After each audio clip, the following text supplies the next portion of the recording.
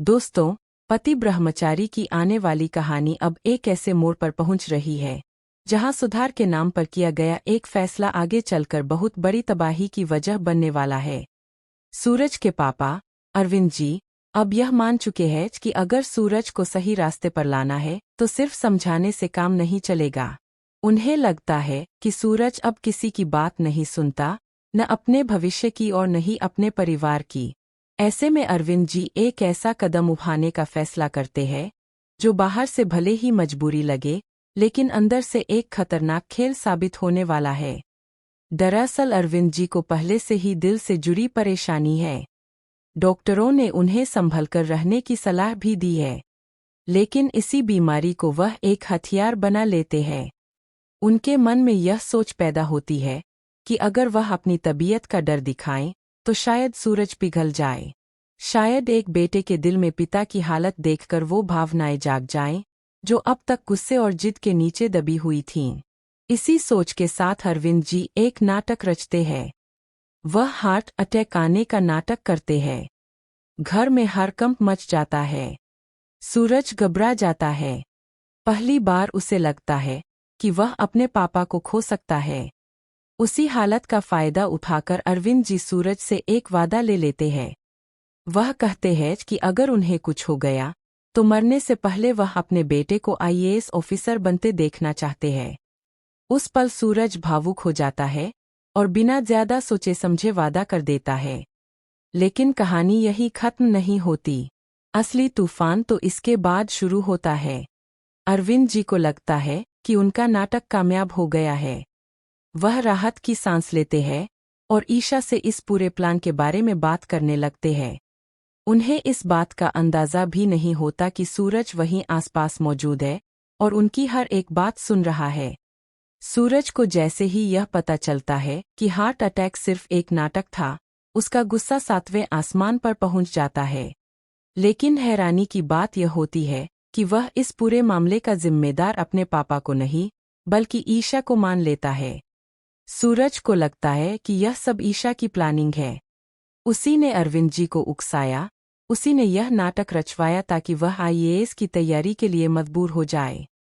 यहाँ से सूरज और ईशा के बीच एक ऐसी गलतफहमी जन्म ले लेती है जिसमें ईशा का कोई कसूर ही नहीं होता। ईशा समझाने की कोशिश करती है, सफाई देती है, लेकिन सूरज किसी की सुनने के मूड में नहीं होता। उसके लिए अब हर बात झूठ लगने लगती है। उसका भरोसा पूरी तरह टूट चुका होता है। इसी बीच गुलाब हवेली में जश्न का माहौल बना हुआ है। सबको लगता है कि सूरज अब बदल गया है। उसकी वजह से घर में खुशी है, उम्मीद है। लेकिन इस खुशी के पीछे जो साजिश और गलतफहमी छुपी है, उसका अंदाजा किसी को नहीं है। ईशा भी पीछे हटने वाली नहीं है। वह जानती है कि सूरज को सही रास्ते पर लाने के लिए सच सामने आना जरूरी है, चाहे उसे खुद कितना भी दर्द क्यों न सहना पड़े। लेकिन किस्मत को कुछ और ही मंजूर होता है।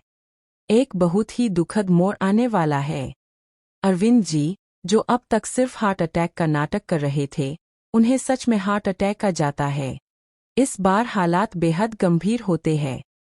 लेकिन सबसे डरावनी बात यह है कि सूरज इसे भी नाटक ही समझता है। उसे लगता है कि पापा फिर से वही ड्रामा कर रहे हैं। इस गलतफहमी की वजह से सूरज उन्हें समय पर अस्पताल नहीं ले जाता और यही लापरवाही अरविंद जी की जान ले लेती है।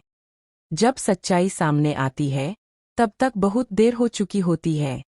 सूरज पूरी तरह टूट जाता है। इस बार उसका दर्द कहीं ज्यादा गहरा होता है, क्योंकि इस बार उसके पापा की मौत की वजह वही खुद बनता है।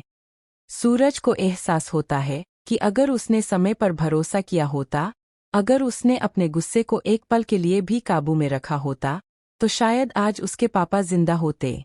यह अपराधबोध उसे अंदर से तोड़ देता है। और ऐसे में एक बार फिर ईशा ही होती है जो उसे संभालने की कोशिश करती है, जो उसे टूटने से बचाने के लिए खुद को मजबूत बनाती है। यही से कहानी एक और दर्दनाक लेकिन जरूरी रास्ते पर आगे बढ़ने वाली है, जहां सूरज को अपने पापा की आखिरी इच्छा का असली मतलब समझ आने वाला है। अरविंद जी की मौत के बाद गुलाब हवेली में जैसे सन्नाटा छा जाता है। जिस घर में कुछ समय पहले तक उम्मीद और जश्न की बातें हो रही थीं, वही अब हर कोने में खामोशी और पछतावे की गूंज सुनाई देती है। सूरज खुद को इस हादसे का सबसे बड़ा गुनहगार मानने लगता है। उसके मन में बार बार यही बात घूमती रहती है कि अगर उसने पापा की हालत को मजाक में नहीं लिए